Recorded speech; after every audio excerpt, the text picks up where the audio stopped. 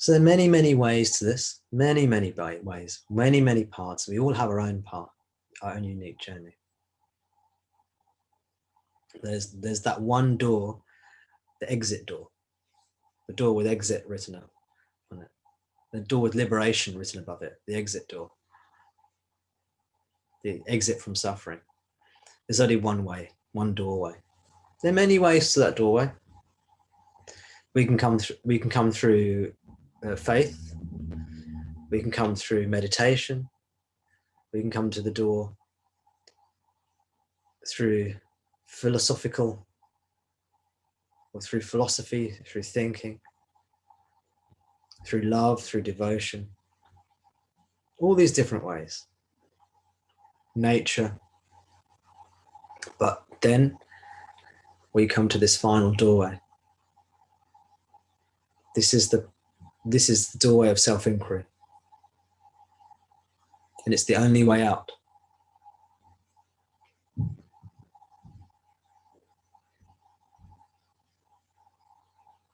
And all teachings eventually will take you there. Even the false teachings. Even the teachings that aren't that great, if you resonate with them, it doesn't matter, they will work for you. If you truly want liberation, even the rubbish teachings that you get caught up with, yeah, they will help you. They're there for you. You know? Because if you resonate with it, it probably means you need it on some level. It's good right for you on some level, and you take what you need from it. And if you desire liberation, what will happen is something like this. You will enjoy the teachings, they're giving something to you. And you might enjoy the teachings because they're leading you towards liberation, but you might also like other aspects of the teaching. Maybe it's a really good bunch of people at the group you're in. Yeah? Maybe you feel really spiritual when you're hanging out with these people. Maybe there's a community there. So there are all these things that this teacher might be giving you. But if you really desire liberation, that's your primary desire, your overriding desire. You might desire to be a part of a community for contact, for companionship, and other things as well. You might just want to look cool. You might want to appear to be spiritual as well. That might be going on as well. I hope not, but that might be there.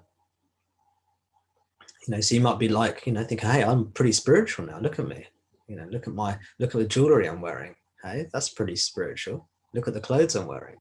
And you might be getting, you know, developing your own spiritual identity. And that might be nice. You might get a sense of belonging through that. And that can be healing. It can. But eventually, if you're interested in liberation, then you start to realize, this is good, but this is not doing it for me. This is not enough. And then you move on. You say, okay, this has given me a lot, but it's not give me everything I need. There's something more I need. I want liberation. I don't just want companionship, as nice as it is. I don't just want to feel a part of a group, as nice as that is. I don't just want not to feel lonely, nice as that is. I want something more. And that thirst for liberation will take you from teaching to teaching to teaching. You will attract the teaching you need until self-inquiry comes along, and you'll feel attracted to self-inquiry. And you can go through the door marked exit.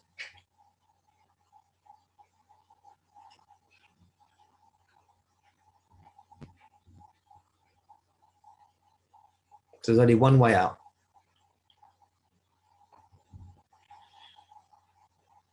Self-inquiry. And of course, it may not be called self-inquiry. You don't have to call it self-inquiry. It might be called some other name. It may be clothed in the words of theology or philosophy or poetry or something else. You don't even have to call it anything. may happen spontaneously. There's only one way out.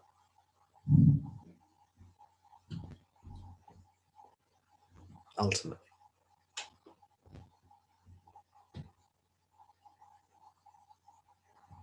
So when we see other people on their spiritual journey, and maybe they're in a different place to you, if they're in a different place to you, let them be. It's good. It's good for them. What might be good for them might not be good for you, and vice versa.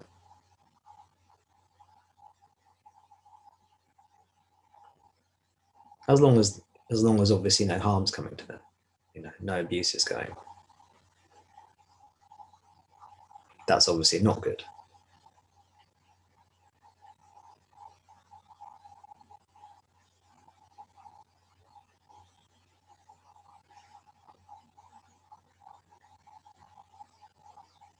So eventually we come to self-inquiry. And what's self-inquiry?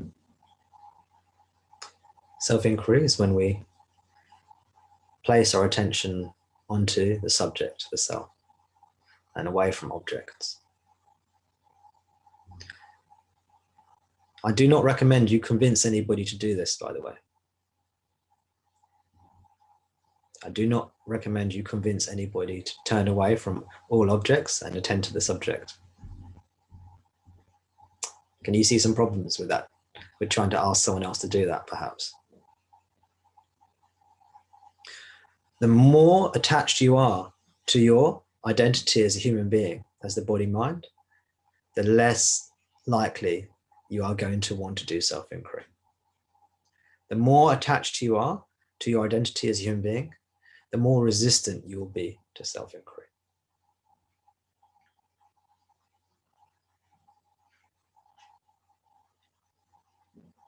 The more worldly you are as a person, the more locked in you are into duality, the less likely you're going to be interested in self-inquiry. People come to this teaching when they're ready for it.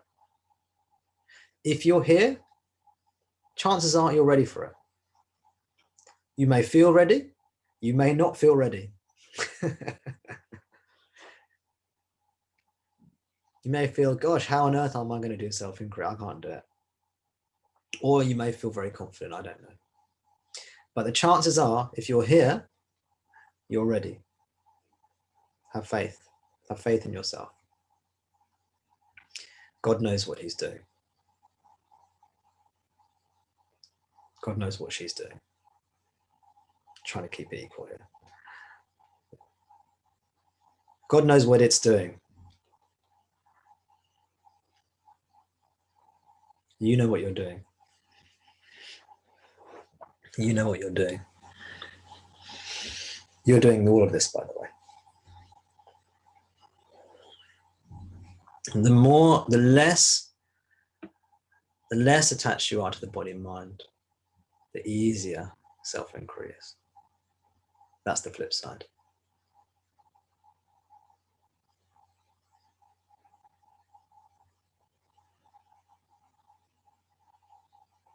And it's surprising what kind of people are interested in self-inquiry. It's not always the people you'd expect. Some very pure, radiant beings are not that interested in self-inquiry, and they suffer, but they're the people holding on to the branch of the tree with like their 1%. They're very, very pure. They're not suffering much, but they don't, for some reason, they're not interested in self-inquiry, and they'll stay like that, holding onto the branch, just their fingertips, for a long time. Some people are grasping tightly, tightly, tightly. You think, oh my gosh, this person's not very spiritually mature. They're all over the place. They're chaotic. They're confused. They're rajasic. Their mind's going at 300 million miles per hour. They're addicted to this. They're addicted to that. Relationships are always failing. And yet they are interested in self-inquiry.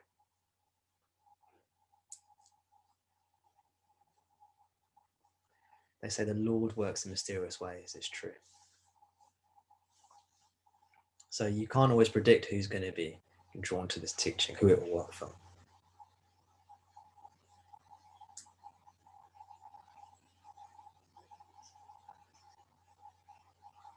But eventually, you'll realize there is no lasting fulfillment in objects of the world.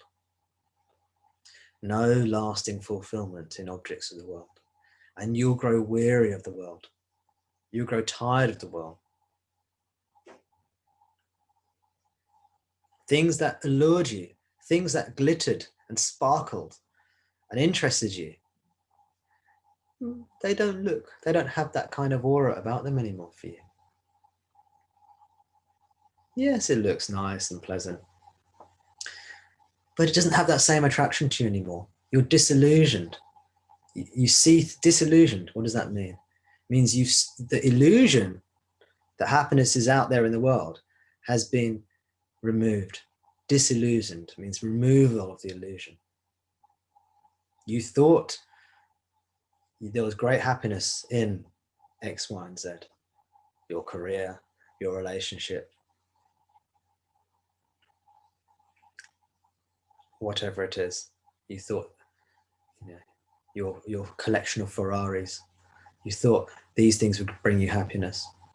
And then you realize after some time, yeah, these are okay, but it's not what I need.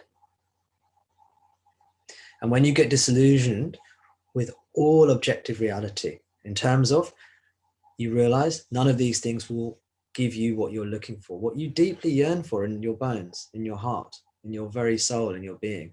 You're yearning for freedom, for love, for wholeness, for happiness, for bliss.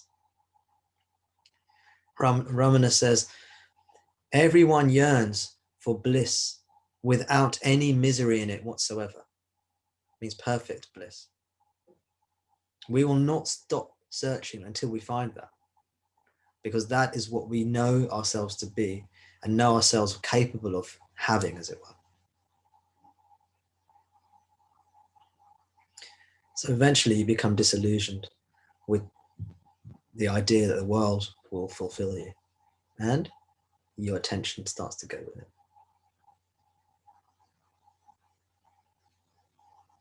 The teaching tells us very simply, you think you're a body mind, you think you're a person, you think you're a human being.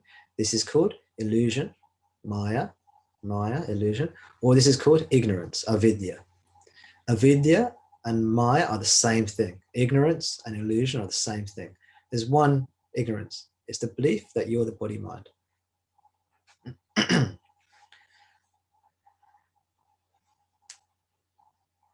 So that's what the teaching tells us.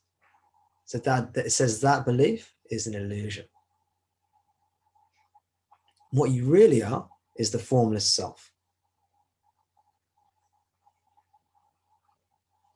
What you really are, let's take away the word like self, this technical word. What you really are is without limitation. What you really are is without limitation. What you really are has never suffered. What you really are has never ever been deceived by ignorance or Maya or illusion. Never.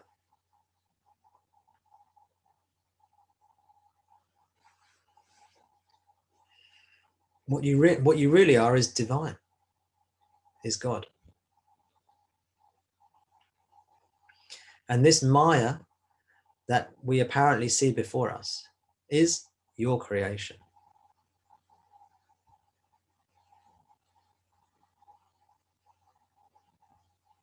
The creation of that divine that you are, that divine presence, being that you are. So the teaching says you're not the body mind, you are that. Tattvam asi. Tattvam asi. You are that. So know yourself as that, abide as that, and your attention will naturally go towards it because it's what you are, and you'll realize what you are. Your feet are already on the ground. They're already firmly rooted as the self.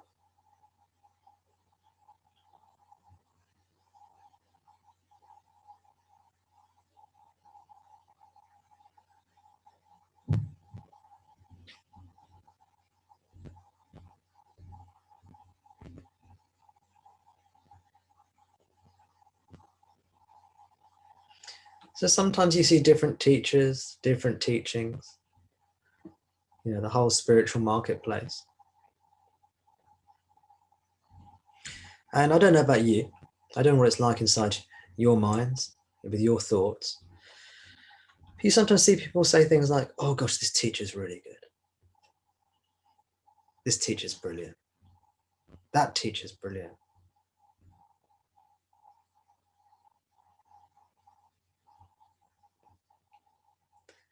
It might be true, but don't make it into a big deal. It's not about the teachers. Abide as a self, discover for yourself. What good is the teacher if they've got poetry pouring out of their mouth when they're speaking? See, clearly not me. That wasn't very poetic. Pouring out of their mouth. And they've got poetry regurgitating out of their mouth. See, I'm not very poetic. Maybe I'm just being bitter here then. Maybe. But it's not about, it's very easy to make the teacher into something. So beware the trap. Don't get involved with, oh, this teacher, that teacher, blah, blah, blah, blah. Discover for yourself.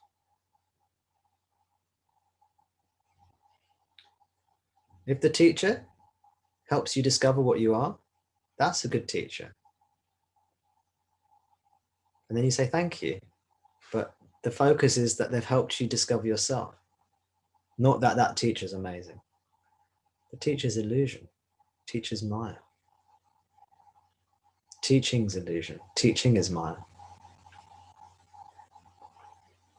The key is to discover what you are. When you discover what you are, the suffering ends. When you don't discover what you are, the suffering continues.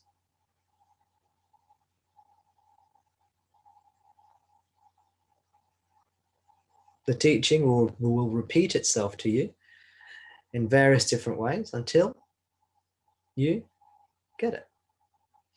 And really, because this is all you're doing, if you really want this, it comes very quickly.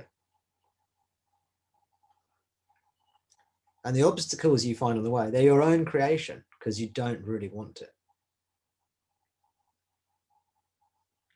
So if you find that you're getting lots of obstacles in your way, realize these are there for you. They've been given to you by yourself, your higher self, you could say. You're doing this to yourself. It's what you want, it's what you need.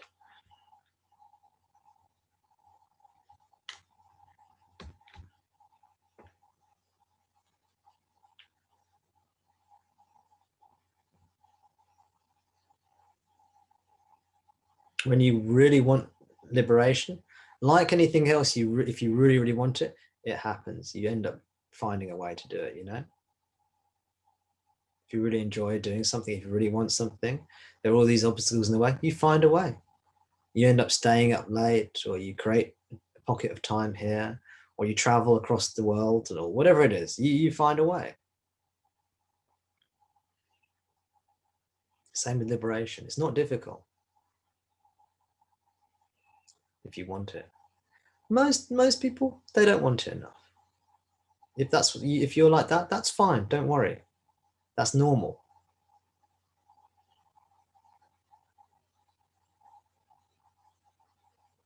The teachings are here for you. Ramana is here for you.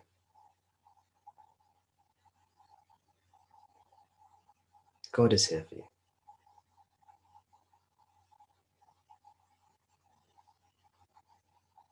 Ultimately, God gives you what you want, what you need. Because God is you, you give yourself what you want. You've created all of this because you wanted it. And when you have the desire for liberation, it means you want out. You started to want out of this dream that you've created. And so, the dream will end when you want it to end.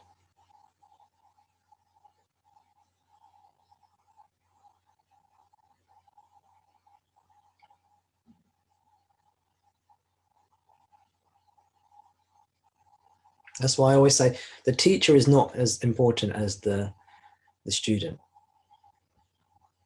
You know, the student is more important. The desire, the earnestness.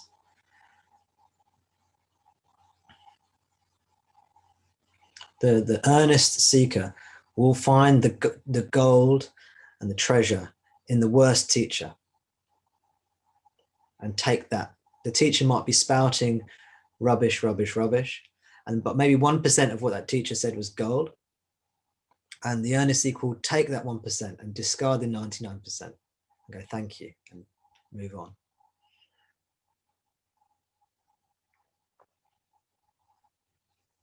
Whereas the opposite can be true. You can have the best teacher in the world, 100% gold in terms of the teaching coming from that teacher, 100% gold in terms of the teaching. But if someone doesn't want it, it'll fall on deaf ears. It won't make sense. It's the seeker will misinterpret the teachings, won't apply it.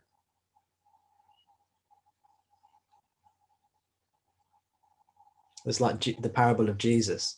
Was there when he's someone's throwing the seeds onto the ground? I think it is, isn't it?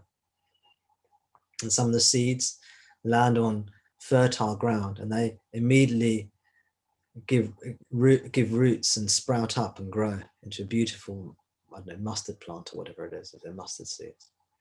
And then some of them fall on the rocks. These beautiful seeds that have all the potential there, and they never grow or give rise to any fruit. Never come to fruition.